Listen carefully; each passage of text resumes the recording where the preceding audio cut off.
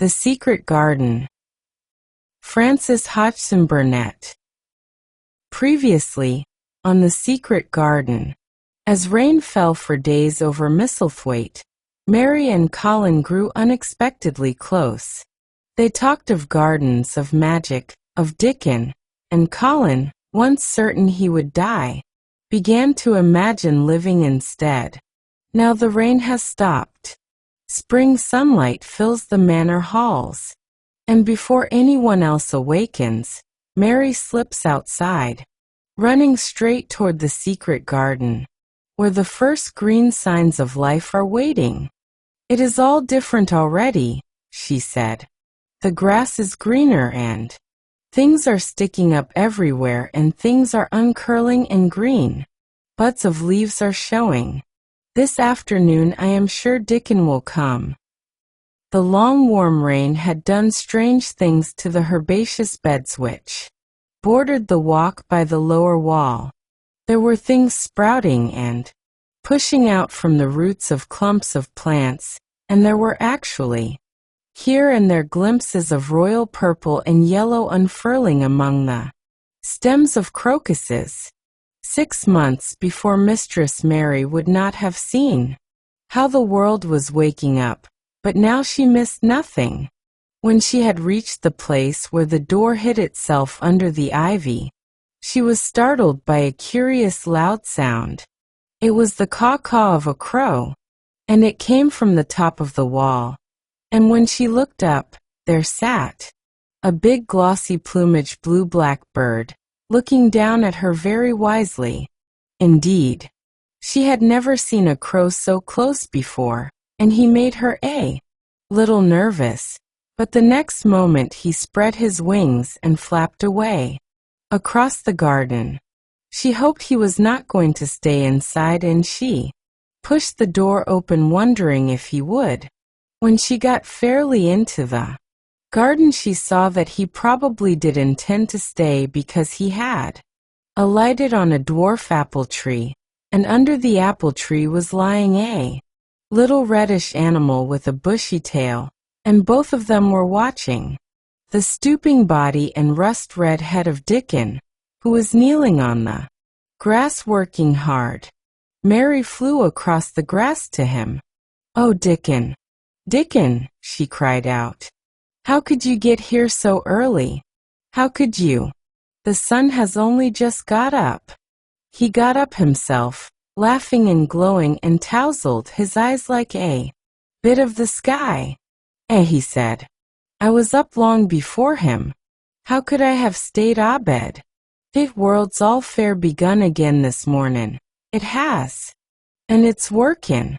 An hummin' and scratchin' and peepin' and nest buildin' and breatin'. Out sense, till you've got to be out on it 'stead o' lyin' on your back." When Teach's son did jump up, Teach more went mad for joy, and I was in the midst of Teach heather, and I run like mad myself, shoutin' and singin', and I come straight here. I couldn't have stayed away. Why, garden was lyin' here waitin'. Mary put her hands on her chest, panting, as if she had been running herself. "Oh, Dickon, Dickon," she said. "I'm so happy I can scarcely breathe." Seeing him talking to a stranger, the little bushy-tailed animal rose from its place under the tree and came to him, and the rook, cawing once, flew down from its branch and settled quietly on his shoulder. "This is T's little fox cub," he said, rubbing the little reddish animal's head. "It's named Captain. And this here's Soot. Soot he flew across T moor with me, and Captain he run same as if T hounds had been after him. They both felt same as I did."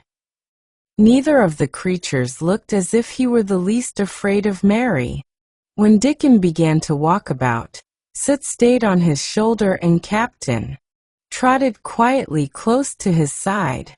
"See here," said Dickon. "See how these has pushed up, and these and these. And look at these here." He threw himself upon his knees and Mary went down beside him. They had come upon a whole clump of crocuses burst into purple and orange and gold.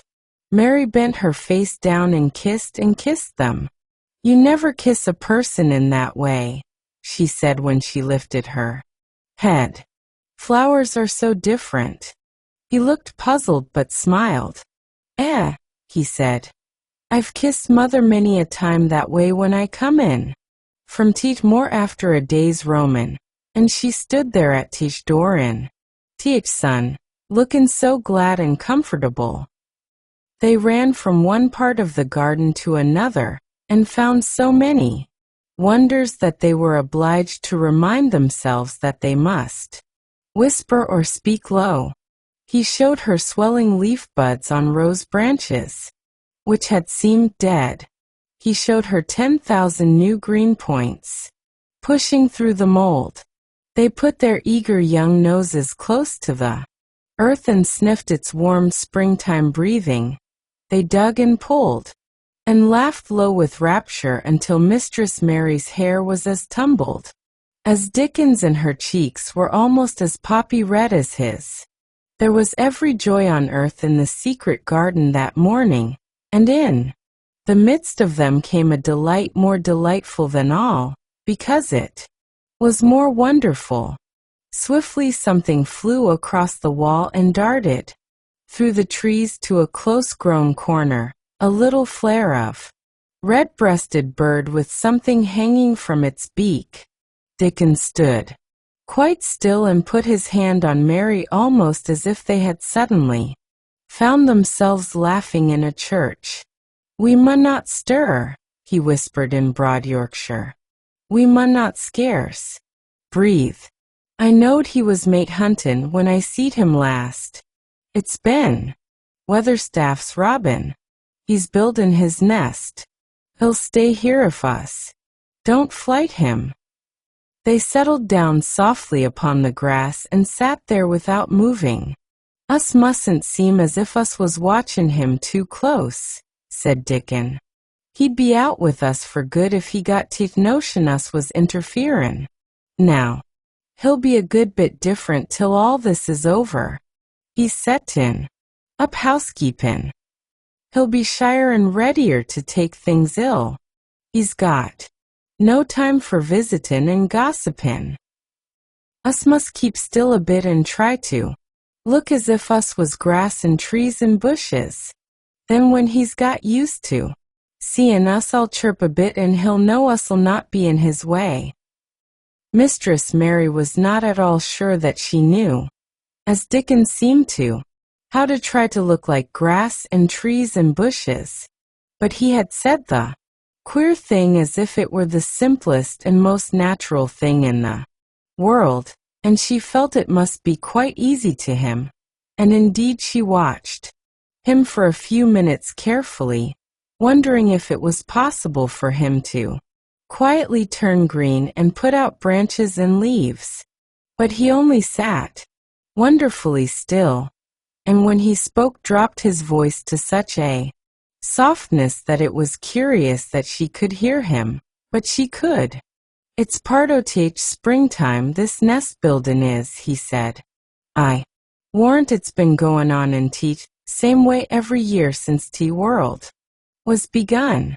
They've got their way o' thinkin' and doin' things in a body had better not meddle. You can lose a friend in springtime easier than any other season if you're too curious." "If we talk about him I can't help looking at him," Mary said as softly as possible. "We must talk of something else. There is something I want to tell you." "He'll like it better if us talks o' somethin' else," said Dickon. "What is it tha's got to tell me?"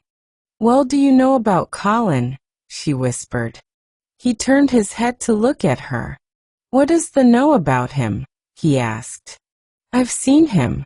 I have been to talk to him every day this week. He wants me to come. He says I'm making him forget about being ill and dying," answered Mary. Dickon looked actually relieved as soon as the surprise died away from his round face. Every dream you have tonight is a seed for a beautiful future. Good night.